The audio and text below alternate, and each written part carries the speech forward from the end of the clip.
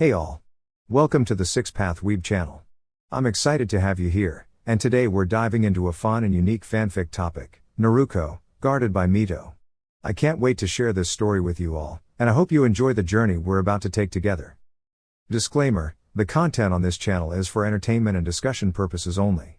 I do not own any of the anime footage used in my videos. All rights and credits go to their respective creators and copyright holders. Let's get started, guys. One day after the Battle of the Bridge, Naruko walked alone through the streets of Tazuna's village. Though awake, Sasuke remained bedridden due to the injuries he sustained during the confrontation with Haku. Unfortunately, Sakura had decided to make Naruko feel even more guilty by blaming her for Sasuke's condition. After several moments of watching the girl vent her frustration, Kakashi intervened, asking her what she would have done in that situation.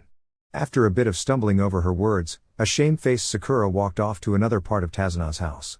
The damage had been done, and Naruko, feeling the weight of the situation, decided to take a walk around the village.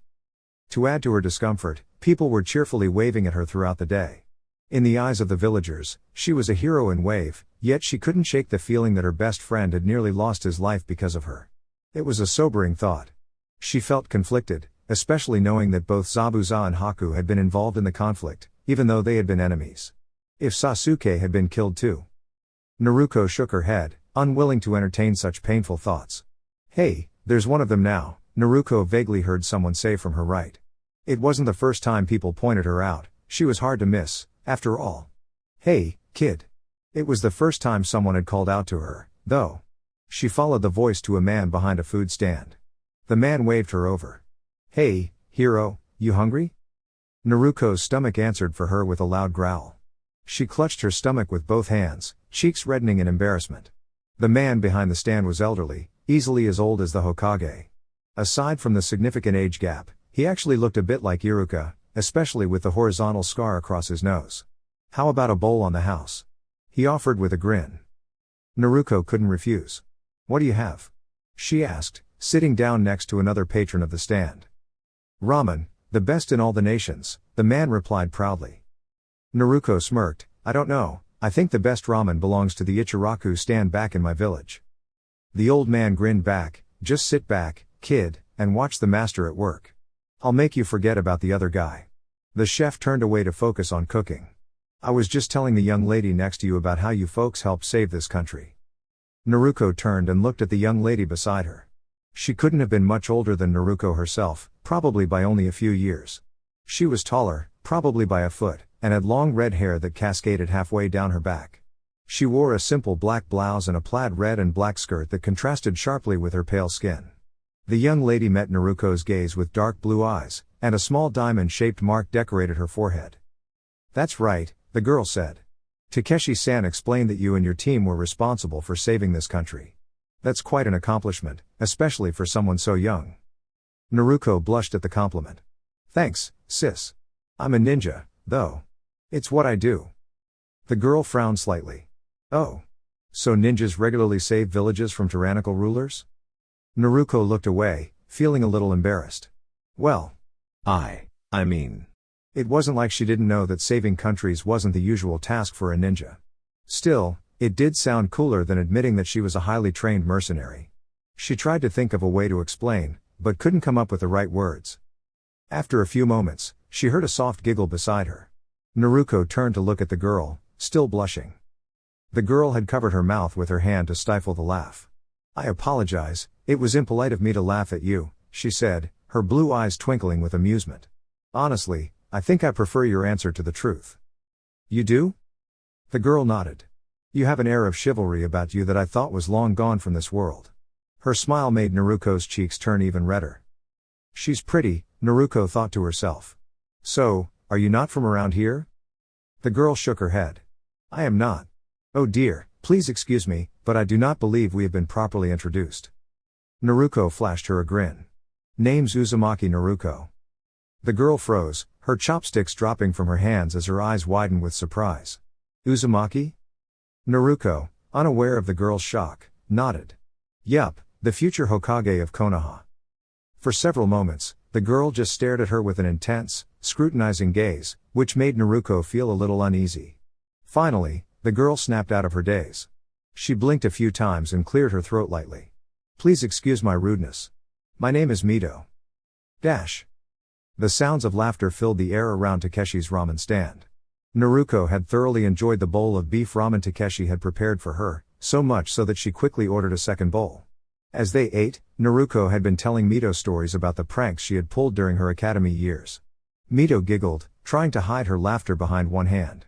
When Naruko recounted the time she had painted graffiti on the Hokage's monument, Mito could no longer hold back and laughed openly. And you say you were at the bottom of your class? Mito teased. I dare say Konoha's standards must have improved quite a bit. Naruko, though a bit embarrassed to be known as the class troublemaker, raised an eyebrow. Have you been to Konoha before? Mito nodded. A long time ago. She turned back to Naruko.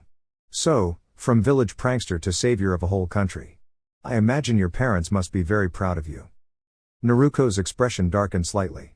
I don't have parents. Mito's face fell, her eyes softening in sympathy. You never knew them? Naruko shook her head. And I doubt they'd be proud of me anyway. I kind of messed up on this mission. Oh? Mito asked gently. Naruko nodded in response. Mito turned away briefly to sip her green tea. After placing the cup down, she turned back to Naruko. Are you finished? She asked, pulling out a small purse from her blouse. Naruko glanced down at her bowl, which had just a little broth left. Almost. Her eyes widened when Mito placed a generous amount of money on the table, enough to cover both of their meals. Follow me, Naru-kun, Mito said with a smile, standing up. Naruko, still surprised that Mito had paid for her meal, slowly followed her with her eyes. Hey, kid, Takeshi called out. Naruko looked over to see the old man resting one hand on the counter, gazing at her with a knowing look. Piece of advice, don't let that one get away. Naruko blushed deeply at the comment. She figured she had two options, go back to Tazuna's house and sit around doing nothing, or follow the cute girl. In a move that would later make a certain Toad Sage proud, Naruko decided to follow Mito after quickly finishing her broth. She caught up to her soon enough. Mito walked with a grace Naruko usually associated with the wives of feudal lords who visited Konoha. Her posture was perfect, and she seemed to glide effortlessly across the ground. Tell me about the battle, Mito said, glancing back at Naruko. Why do you think you did something wrong? The blonde girl looked down and opened her mouth to speak. Please don't slouch. Naruko's back immediately straightened. She looked at her with a perplexed gaze. Well? Naruko explained what happened during the battle on the bridge. How she had announced her presence, walked into the obvious trap, and how she couldn't do anything while in that trap. Throughout her whole explanation, Mito hadn't so much as looked back at her. She simply kept looking forward. You understand what you did wrong, that is good. It is an excellent lesson to learn, and it is lucky that you did not lose a comrade to learn it.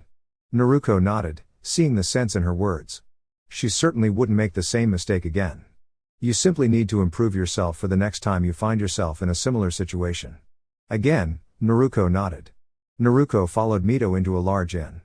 Though it seemed that the building was, at one point, a nice establishment, it seemed that Wave Country's hard times had affected the inn as badly as the rest of the country. Mito led Naruko to one of the rooms on the second floor. Mito gestured for Naruko to sit down at the little table, while she went to the small kitchen. While waiting for the girl to return, Naruko looked around the room. Like the rest of the inn, it looked like it could have been luxurious at one point. Gado's influence was most likely the cause of its decline. After a few moments, Mito placed a cup of tea in front of Naruko and a second one in front of the empty chair. She then sat down at the table as well. There's an old saying, hindsight is 20/20. Mito began. Tell me, now that you are out of danger, can you think of anything you could have done differently while you were in that trap? The blonde frowned. I honestly don't know. Mito took a quick sip of her tea. In your position, I would have erected some type of barrier to protect my ally and myself from the senbon needles. Naruko's eyes widened. You're a ninja? Not quite. The redhead took another sip of her tea. However, I am proficient in various shinobi arts, and I am a master of Funjutsu. Naruko cocked an eyebrow. She vaguely remembered Iruka mentioning something about Funjutsu during her time at the academy, but she didn't remember what it was. What's Funjutsu? Mito, surprised for the first time since learning Naruko's name, nearly choked on her tea. You do not know Funjutsu? Her eyes narrowed, and Naruko actually looked away from her. Mito stood from her seat and went to grab a few items from a nearby table. She placed a piece of paper and a pen on the table and sat down again. She then pulled a kunai from seemingly nowhere. I'm going to show you how to seal this kunai into this paper. She began by using the pen to draw strange symbols on the piece of paper. After she had finished, she placed the kunai on the paper and concentrated some chakra through it. Naruko's eyes widened when she saw the kunai disappear. Whoa, that's cool. Mito, for her part, seemed quite pleased at the girl's reaction. So Funjutsu lets you seal items away? To use another saying, that is merely the tip of the iceberg. She pulled out another piece of paper and placed it in front of Naruko. It's difficult to learn, but the rewards are only limited by your own imagination. Would you like to learn? Naruko was a bit surprised that she was actually willing to teach her. However, she nodded. Naruko learned that Funjutsu was like a different language entirely. It was essentially about writing out what you wanted to happen on paper. It also had, much to Naruko's dismay, several thousand different characters. Mito promised that she'd teach Naruko as much as she could during their time together. By the end of the night, Naruko walked back to Tazuna's house, mentally going over some of the characters that Mito had taught her. The blonde eventually returned to Tazuna's home a few hours after nightfall. So lost in thought, Naruko walked through the house without even noticing that both Kakashi and Tazuna had been sitting up waiting for her. The older man just watched as Naruko walked right past them. Well, she doesn't seem upset at all. No kidding, Kakashi said with a frown hidden behind his mask. He had originally wanted to give Naruko some time to get over Sakura's words before talking to her about the battle. Naruko had spent so much time out that Kakashi had been seconds from going out to look for her. What he didn't expect was for her to come waltzing in, looking as though she were on cloud 9. If I didn't know better, I'd swear she just met someone. Ha, Tazuna laughed. Kakashi was once offered the position as Naruko's foster parent, which he immediately declined. It wasn't that he didn't want to look after her, quite the opposite actually. It was simply that Kakashi didn't want Naruko to end up like him. Case in point, Kakashi could barely even remember the 8 years following Naruko's birth, and Minato's passing. It was honestly a long blur of drinking, high-profile missions, and aimless wandering. He vaguely remembered something about saving someone from Snow Country, but everything else came in a haze. However, much to Kakashi's disappointment, Naruko nearly ended up becoming like him after all. Naruko nearly lost a friend and teammate as a result of her own mistakes. Luckily, the blonde seemed to understand the magnitude of her actions. Kakashi had wanted to speak with her, maybe have one of those sensei-student bonding moments, but didn't get to her before Sakura did. He had wanted to give Naruko a few hours to calm down before talking to her. The following day, Naruko left Tazuna's house bright and early, saying she was going to the village. Kakashi left around the same time with Tazuna, who still had to work on the bridge. The two adults returned to the house before dusk, and Naruko still hadn't arrived. After about half an hour, Kakashi was about to go out looking for her when she inexplicably arrived, again wearing a big grin. That night, Sakura actually came up to her and apologized for what she said the day before. Naruko's reaction was, essentially, yeah, sure, whatever, much to the surprise of the members of Team 7. The day after, Kakashi created a cage bunshine to follow Naruko throughout the village. A couple of hours later, Kakashi was lounging around the side of the nearly finished bridge, reading his book when the memory of the cage bunshine suddenly entered his mind. Kakashi's book actually fell out of his hand as he scanned through the clone's memories. Naruko had gone to see a girl who looked about 3 years older than she was, and she had gone to see her at her apartment. Summary: Naruko went to visit an older girl at her apartment.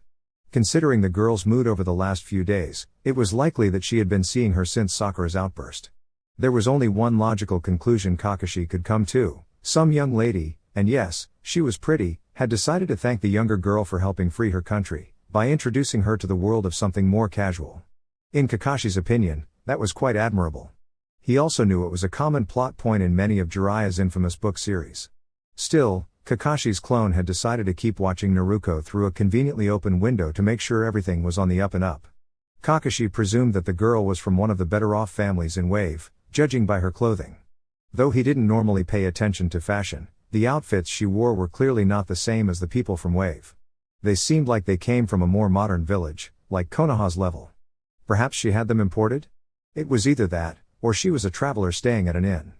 Could she be an enemy kunoichi? Unlikely, she didn't seem to be trying to seduce Naruko. From his vantage point, the only thing the clone saw them doing was, drawing? Writing? Curious. Either way, it seemed innocent enough, so Kakashi's clone didn't feel the need to confront them.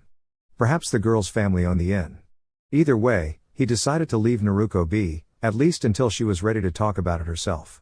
There was also the bro code to consider.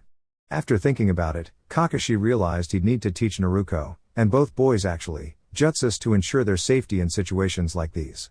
Girls were generally taught these techniques before graduating from the academy. However, Kakashi didn't care enough at the moment to consider this further. He needed to think about Naruko's actions. 4 days after the Battle of the Bridge. "Hey, Naruko." Surprised, for she didn't think anyone was downstairs, Naruko turned towards the sound of the voice to see Kakashi coming towards her. "Oh, hey Kaka-sensei. I thought you already left with Tazuna? He's waiting outside." Kakashi stopped right in front of Naruko and grasped her by the shoulder.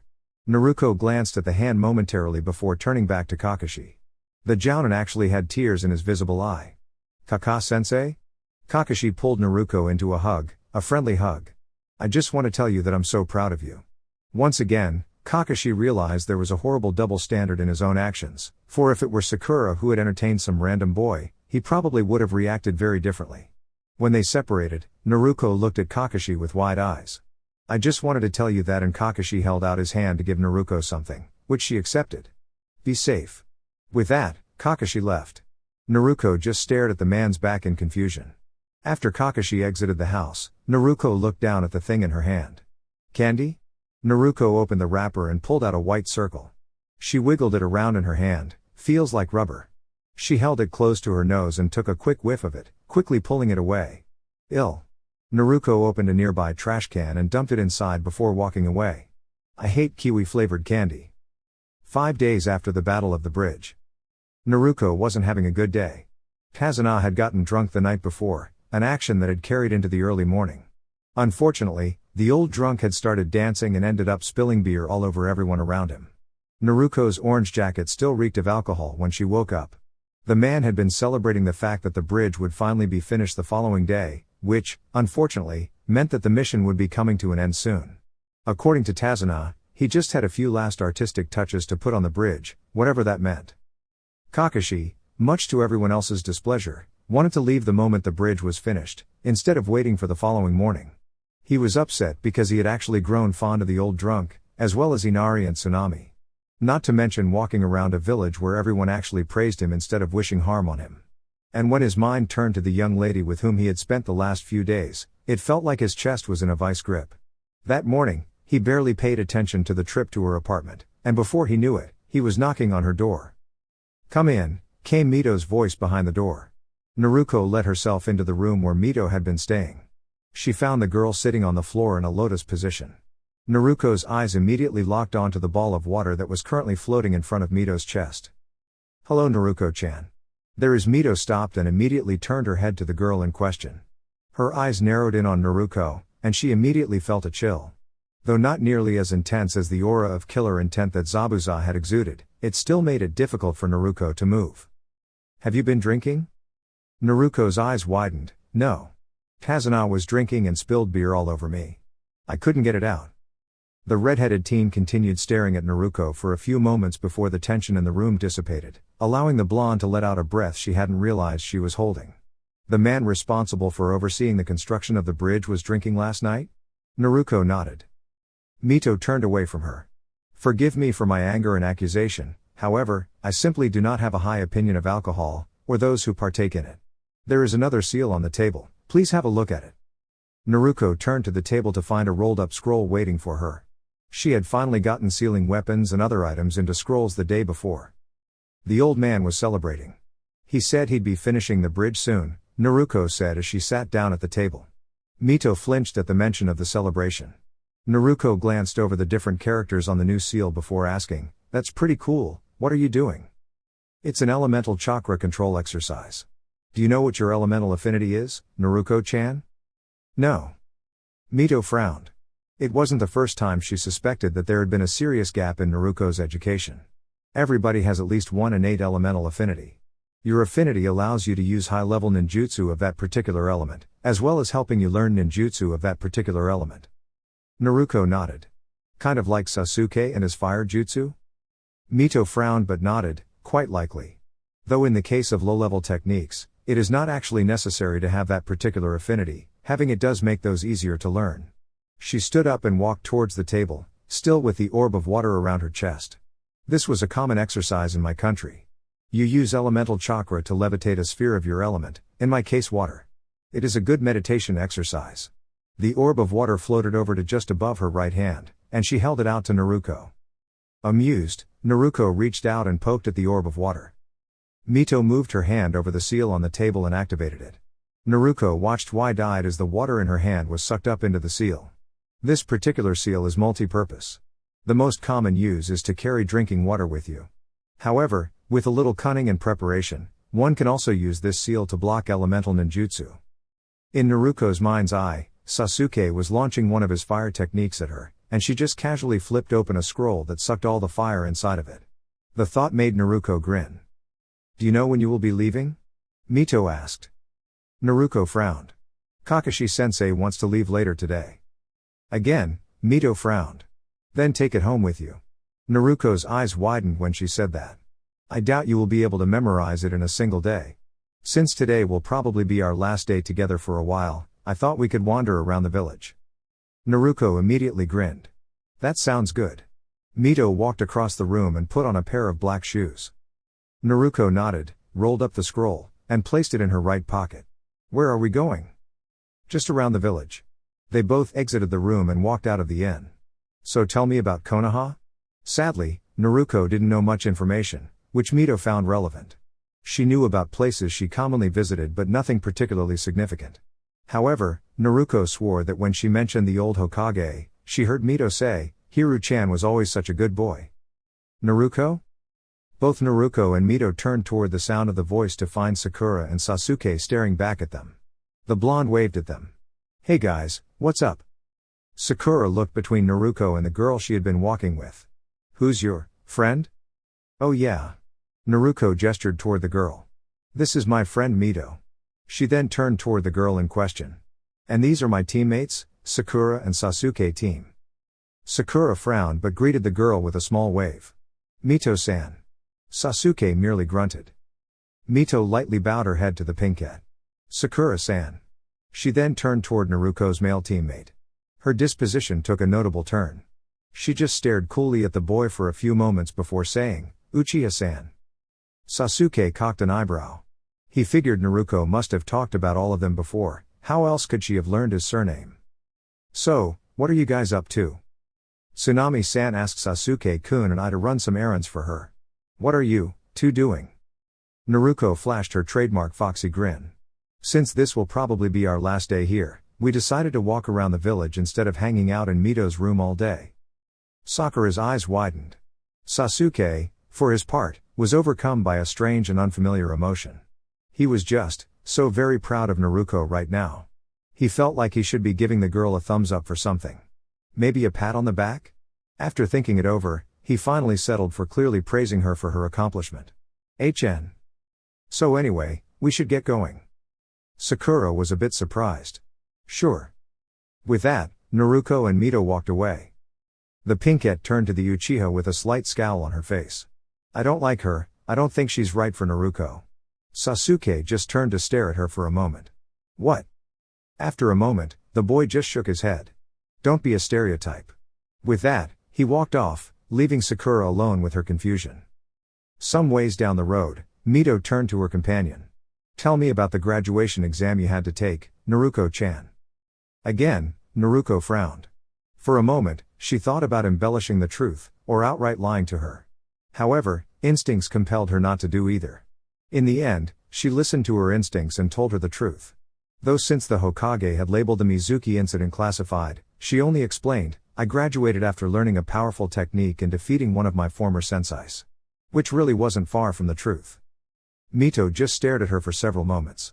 She knew that Naruko was holding something back but decided not to press her about it. "Your graduation was irregular, though I don't think that is a bad thing. My country's graduation exam was very different." Naruko, not catching the past tense, asked, "What country is that?" "Uzushio, one that is long gone." "I'm sorry." The girl shook her head. "Do not be, I have had plenty of time to grieve." Naruko actually looked down, not quite sure what to say. Mito continued, as if Naruko hadn't interrupted, "Our shinobi hopefuls were taken to a secluded island, armed with only a kunai and our personal skills. The hopefuls were forced to wear thin clothing, which provided little protection against the elements. The objective was survival for a solid week. Spying Takeshi's ramen stand, and knowing Naruko's love of ramen, she decided to lead the girl in that direction. Naruko cocked an eyebrow. So you didn't need to learn certain jutsu or take a written exam? Techniques were taught, prior to the exam of course. However, if one of our Genin didn't master a technique, like say the Bunshin no Jutsu for example, they simply had to take the exam without it. Takeshi waved at both Naruko and Mito cheerfully. When they sat down, he gave Naruko an odd look. It was like the man was giving her a thumbs up with his eyes. He didn't even know how that was possible. What can I do for you two kids? I would like a bowl of shrimp ramen, please. Pork for me, old man. Takeshi nodded and turned to prepare their order. Naruko turned to look at the girl again feeling a pang of sadness in her chest. So, any advice on what other jutsu I should learn? In your place, I would simply continue learning the basics as best as I could. However, please tread carefully, Naruko-chan. I very much doubt many people in your village will approve of someone with your condition learning jutsu. Naruko's eyes widened slightly. Did she mean? Naruko looked at the girl in front of her with a questioning look. She gazed at Naruko for another moment before placing her hand on her stomach, circling where no doubt her navel was. Naruko's look then turned toward one of horror. Mito's gaze softened. I was thinking, Naruko-chan, that I would come visit you in your village. The fact that she wasn't automatically rejecting her calmed Naruko down somewhat. She actually smiled again. Really? When? Mito's gaze turned away from Naruko. I'm not entirely sure. You see, I was hoping to find a member of my family, but she's been quite difficult to find. Maybe I can help? Mito shook her head. It is something I must do myself. However, if I cannot find her, perhaps I will come to Konoha in the near future. I cannot be certain. Great. I'd like to introduce you to all my friends in Konoha, like Iruka, the Hokage, and maybe we can hang out with my teammates again. The girl nodded. That sounds nice, perhaps we will see each other again in a few months. I would very much like to see Hiru-chan again. Naruko cocked an eyebrow. Hiru-chan? You know someone in Konoha? I do. Mito gave her a grin that seemed better suited to Naruko's face. And I do believe he will be quite surprised to see me. A few hours later, Naruko and her teammates became the first people to cross the Great Naruko Bridge. The following morning, Mito crossed the bridge herself, but not before glancing down at the sign that named the bridge. She smiled at the gesture. Kanahagakur, Hot Springs. Day after Chunin exam preliminaries. Jiraiya, the legendary sage of Mount Myaboku, had grown bored. He had just finished a serious meeting with Hokage Hiruzen regarding their old friend, Orochimaru. Following the discussion, Hiruzen had ordered Jiraiya to stay close to the village. As a result, the usually adventurous Jiraiya had been uncharacteristically restless. For the past few minutes, he had wandered aimlessly, looking for something to pass the time. The Hokage had mentioned that Naruko was in the finals of the Chunin exams. It seemed her sensei had entrusted her to another teacher while training another of his students. Hiruzen had hoped Jiraiya would step in and train Naruko, Minato's daughter. After some thought, Jiraiya decided to do just that, figuring it would be a good distraction. He had briefly considered sneaking a peek at the women's hot springs, but having done that countless times before, the fun was gone. Eventually, he decided to track down Naruko and offer his help. It didn't take long to find her at the hot springs. To his surprise, he saw her with Ebisu, the disciplined and serious teacher of Sarutobi's grandson. That was a perfect opportunity to blend in and observe, all while potentially getting a glimpse of the women's hot spring. Jiraiya summoned his toad, Gamaden, large enough for him to ride on. Together, they snuck to the wall separating the men's and women's sides of the hot springs. Quick peek, check, Jiraiya thought with a grin as he looked over. Just as expected, Ebisu was furious with his antics. I will not allow such behavior in my presence, Ebisu scolded, glaring at Jiraiya. Jiraiya chuckled, his plan already succeeding. Check, he murmured to himself. As expected, the expression of awe on Naruko's face was a clear sign that his actions had made an impression. But before he could enjoy his victory, a voice startled him. He turned to see a redhead, clearly just out of the hot springs. Her damp hair clung to her face, and she wore only a towel wrapped around her body. Before Jiraiya could react, the girl swiftly slammed him against the wall. Naruko, initially startled, recognized the girl in front of him. Mito? Mito, her blue eyes cold with an overwhelming presence, looked at him, demanding an explanation. Naruko. Explain yourself. Realization dawned on Naruko. Mito thought he was peeping, just like Jiraiya. He hurriedly explained, speaking quickly in a flustered tone. It's not what it looks like. I was just training with Ebisu-sensei, and we were practicing water walking. Then the old man showed up and, he scrambled to explain himself, trying to calm Mito's suspicions. Mito, after listening carefully, softened. It was a toad, she said, gesturing toward Gamaden, who had disappeared by this point. Naruko blinked. A toad? Mito, her temper finally subsiding, agreed to meet him later at a training ground. 20 minutes later, Naruko and Mito stood in one of Konoha's training grounds. Mito had changed into a black kimono, her scarlet hair still damp from the bath. Naruko found herself blushing whenever she caught a glimpse of Mito. Naruko-kun, Mito called gently. Naruko snapped out of her thoughts and turned. Yeah? Mito calmly sat on a rock, still brushing her hair. Take off your jacket and shirt. Naruko's face went red. What? Mito looked at him seriously. I've sensed something unusual. There's a seal on you that wasn't there when we met in Wave Country. I want to take a look at it. Naruko hesitated but then unzipped his jacket and removed his shirt, revealing the seal Mito had detected. Mito carefully placed a hand near his navel, her touch sending a small blush across Naruko's cheeks. Her expression immediately turned serious. Gagyo-fun. It's a seal that disrupts chakra flow. Naruko nodded slowly. Yeah, I've been having trouble with my chakra control since the creepy snake guy attacked me. Mito's eyes narrowed slightly. We need to remove it. But it will hurt. Before Naruko could protest, Mito's hand glowed blue, and she struck the seal. Naruko bit his lip to suppress a shout but managed to hold firm. Once done, Mito smiled gently at him. There, it's done. Naruko, still feeling the effects of the pain, stood up. He walked toward the nearby lake and, remembering the water walking lesson from Ebisu, carefully stepped onto the water's surface. To his surprise, he remained on top, as if walking on solid ground. He jumped and ran along the surface, turning to Mito with a wide grin. It worked. How did you know about the seal? Mito, brushing her damp hair out of her face, answered calmly, Fuinjutsu is my specialty. Over time, I've developed a sixth sense for these things. Naruko smiled, impressed. So, about training.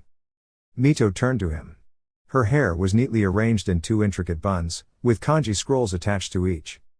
Naruko, slightly blushing, muttered, You look pretty. Mito's cheeks flushed slightly at the compliment. She smiled softly. Thank you, Naruko-kun. I have to speak with Hokage-sama now. When I return, we'll discuss your training further.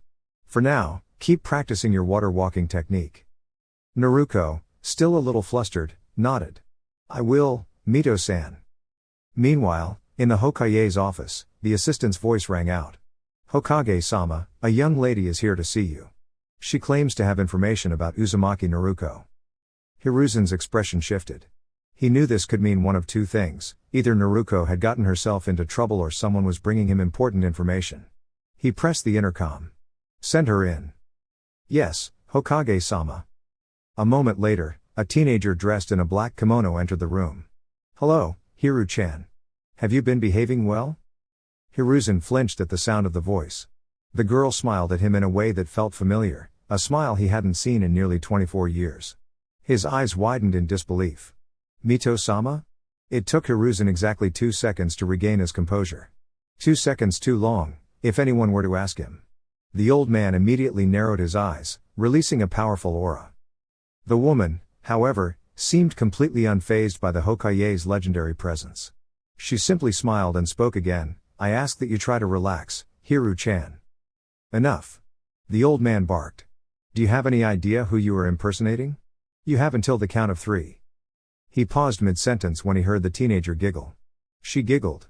He had unleashed his killer intent, one that had sent even other Kages trembling, and she giggled. Oh, Hiru-chan, you've become quite adorable, she teased. The comment hit his pride hard, something that hadn't happened since his younger days as a Genin. The Hokage's right eye twitched. I will not tolerate this behavior, he said through gritted teeth. You will tolerate me, the girl replied, her tone suddenly serious. You are in your 60s, yet you still haven't learned proper respect. Hiruzen tensed when he saw her hand move towards her pocket. Mito pulled something from it. Hiruzen's eyes widened, his face growing pale. For the first time in years, he felt fear. But soon, understanding spread through his mind. "Mito-sama?" he asked. She nodded and returned the item to her pocket. "If you'd like, we could continue this conversation in the Senju compound. I imagine I'm still keyed into the blood seal that protects the grounds." She paused for a moment. The cherry tree overlooking the pond should be in bloom. It would make for a peaceful setting to drink tea. Hiruzen's mind raced. His poker face in place, he gestured toward a chair in front of his desk. "Please, have a seat, Mito-sama." He wasn't entirely sure about the girl's identity yet, but he wasn't ready to dismiss her either. The only way to confirm her identity might be to test her blood at the Senju compound. Alternatively, he could question her further. The intercom buzzed, pulling Hiruzen from his thoughts. "Hokage-sama," his assistant's voice came through. "Go ahead, Shion. Hikari-san is here to see you." Hiruzen sighed. Today would be a busy one. "If you are busy, I could return later." "No." He pressed the intercom button. "Shion, please reschedule." Yamato Hikari would probably take offense, but Hiruzen felt the current meeting was more pressing. "As you wish, Hokage-sama." Turning back to the girl, Hiruzen was caught off guard by Mito's comment. "You have taken after your predecessors." She paused, looking at the picture of Hashirama, her late husband, on the wall. "Your secretary is very cheerful." For the first time in years, Hiruzen blushed slightly. Shion is professional and very capable. "I have no doubt," Mito said with a smile. "But, out of your entire shinobi force, the one you chose to assist you is the one most likely to distract your male visitors. Your predecessors did the same thing, didn't they? Makes one wonder if all your capable shinobi are young, beautiful kunoichi." Mito looked at the room with a sly smile. "What do you four think?" The four Anbu hidden in the office were trained to remain silent, but it was clear they were surprised that Mito had detected them. Hiruzen wondered to himself, is Mito-sama a censor? She never revealed all of her abilities to him. His thoughts briefly turned to the idea of testing her skills. Mito was always a Fuinjutsu master of legendary status. An idea came to him. "Can you summon a rabbit for me?" In a moment, a foot-tall gray rabbit appeared on his desk, glaring at the Hokage. Though Hiruzen might have thought the rabbit cute in another context, the sickles it carried, large enough for a human, made the scene unsettling. The eye patch with a skull emblem made it even more intense. Nevertheless, the fact that she could summon such a creature gave her a point in her favor. Hiruzen would still need more answers. If someone were to write a biography of the Sandaime Hokage, Hiruzen hoped Mito wouldn't be consulted. She knew far too much about him, things that even his teammates didn't know. Thankfully, she didn't reveal every detail, but the meeting lasted over an hour. Hiruzen was beginning to believe the girl's extraordinary tale, even without testing her blood at the Senju compound. The intercom buzzed again. "Hokage-sama." "Go ahead, Shion. Mito Kato-sama and Udatane-sama are here to see you." Hiruzen cursed under his breath. The last thing he needed was more interruptions, but for the sake of avoiding a headache later, he decided to allow them entry. "Please send them in." "Yes, Hokage-sama." The door opened, and his two former teammates entered. They noticed the young woman sitting before Hiruzen and exchanged questioning looks. "Please, have a seat." They moved to take their usual positions by Hiruzen's side when the girl stood up, revealing her face. The two stared, and she giggled, patting them both on the head as if they were children. "Koa-chan, Homu-chan. How have you two been?" "Mito-sama." Koharu began, eyes wide with disbelief. Homura's gaze immediately turned to Hiruzen. The Hokage simply said, "It's really her." Shock overcame Homura's face. "How is this possible? You look no older than 16. "I should be 15, Mito corrected with a smile. "But how?" Koharu asked. They knew of the Uzumaki clan's legendary vitality, but seeing the woman who had been an old crone 24 years ago now standing before them as a young girl was unbelievable. "Is it a genjutsu?" Homura asked. Mito shook her head. "It's all biological." Her words left the three elders wondering about the mysteries hidden within the Uzumaki clan's bloodline. "I left Konoha after transferring the Kyubi no Kitsune to Kushina-chan," Mito explained. Her face turned somber.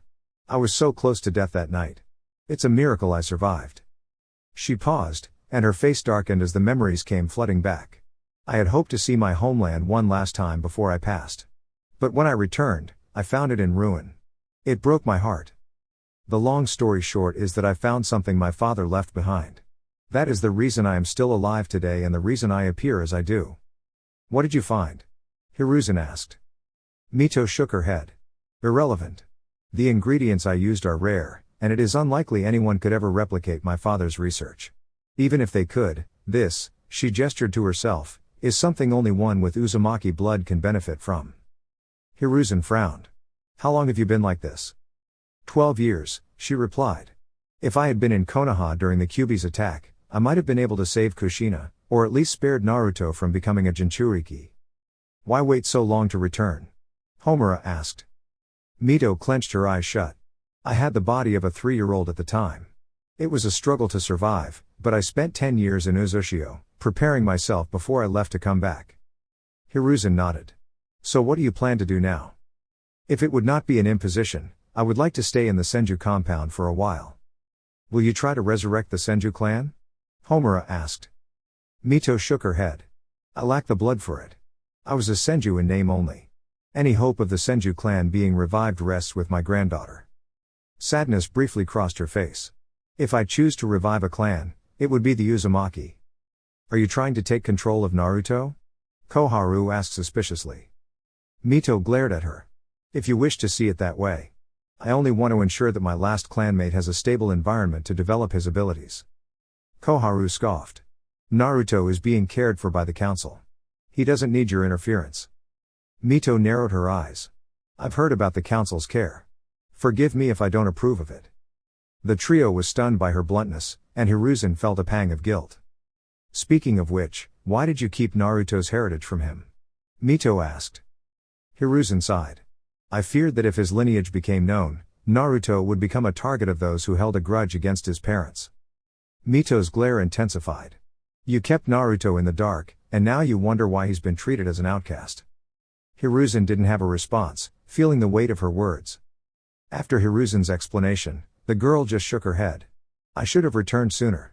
That small statement definitely had a large impact on Hiruzen and his council. Their expressions ranged between hurt and frustration. The redhead sighed. While you may have meant well, Hiruzen, I believe your actions caused more harm than good. A child deserves to know where she comes from, and it was wrong of you to keep the truth from her. The aged Cage sighed. He had thought so as well. The only reason he hadn't revoked his decision was because he felt he had already gone too far. He had already lied to Naruko numerous times. Everything was just so much more complicated than it should have been. I will, of course, inform her of the truth when I see her next. You can't do that. Koharu seethed.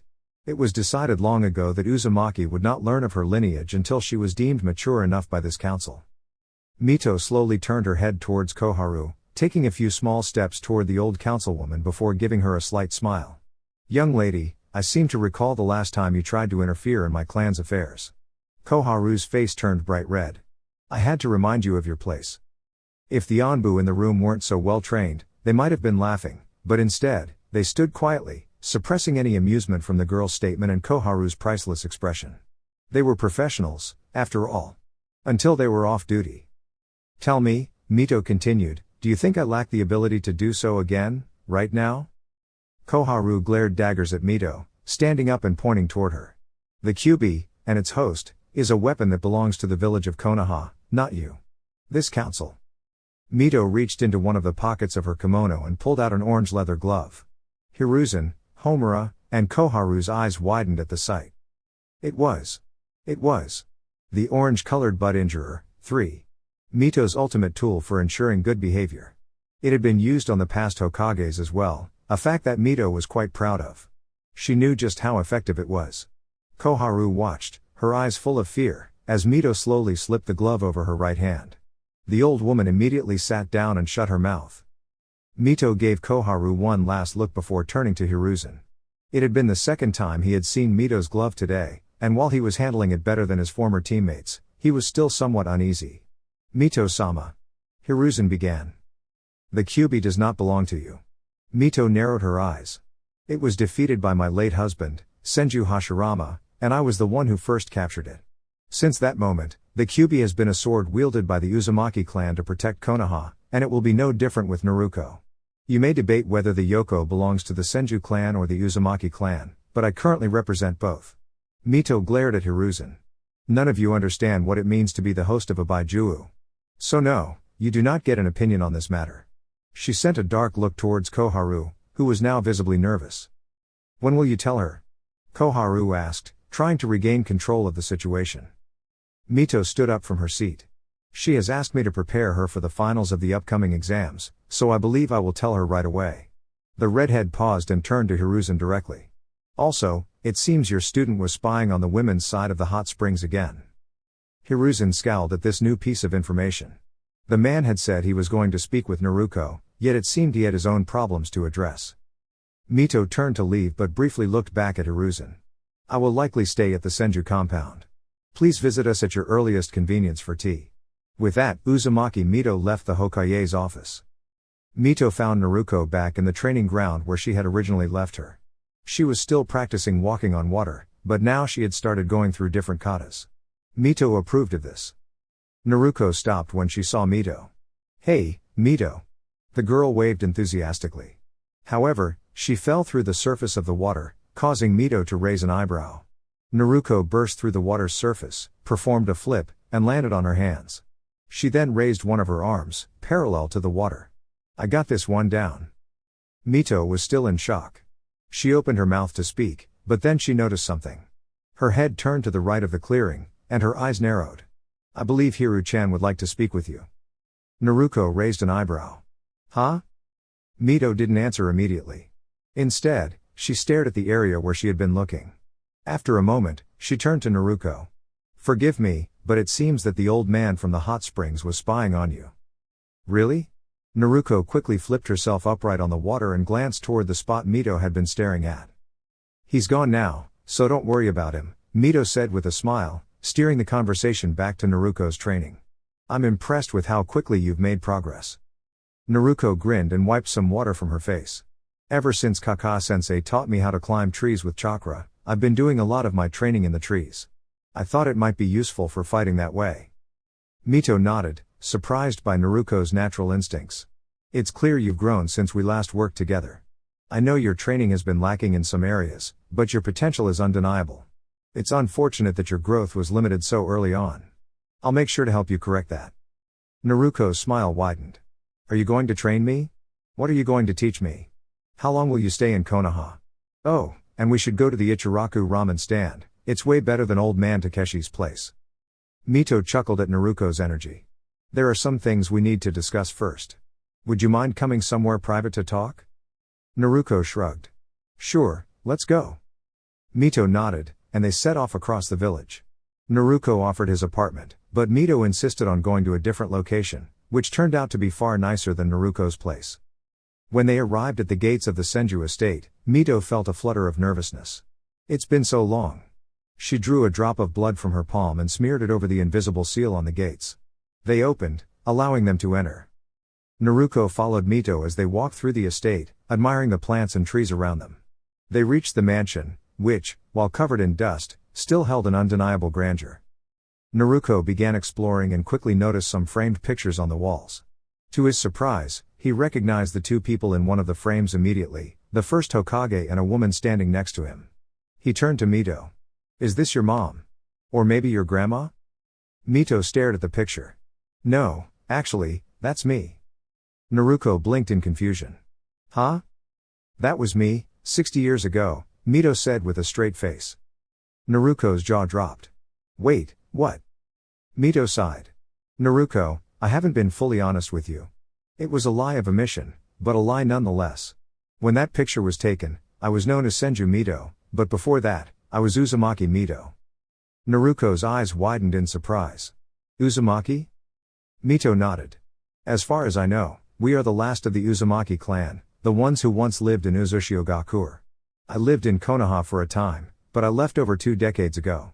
The reason I appear younger now is because of a gift my father left behind for me. Like a fountain of youth? Naruko asked, still trying to process the information. The girl's face scrunched up. A suitable metaphor, though my father's legacy was a bit more complicated. And you were married to the first Hokage? She nodded. A long time ago. Though it had been an arranged marriage, Mito couldn't say that she hadn't come to love the founder of Konoha. They had a child together. Huh? Naruko shut her eyes as she went through the information in her mind. It actually sounded unbelievable to her. But why would she lie, except to confuse her? Sadly, many people had done that to her in the past, so she was ready to accept that possibility. There is more you need to know. I was the very first human container of the Kyuubi no Yoko. Naruko's eyes widened. What? Mito nodded. I was the first to become a demon container, in fact. When other villages learned about what I had done to the Kyuubi, the process of sealing the Baijuu into humans began. She looked at Naruko for a few moments. So, I am indirectly responsible for you becoming a Jinchuriki. The young girl had paled and leaned back against a nearby wall for support. Mito took a few steps toward her but stopped when she saw the caution in Naruko's eyes. Though hurt, Mito understood the mistrust. I'm not done yet, she continued. I also sealed the Kyuubi into its second container. Your mother. And with that, Naruko's legs wobbled, and she slid down the wall to sit on the floor. Mito stayed where she was, though she wanted to approach. She remained still, respecting Naruko's space until the girl was ready for her. The tales of the Kyuubi being a force of nature were not exaggerated, and unlike the other Baijuu, it couldn't be sealed inside of an inanimate object.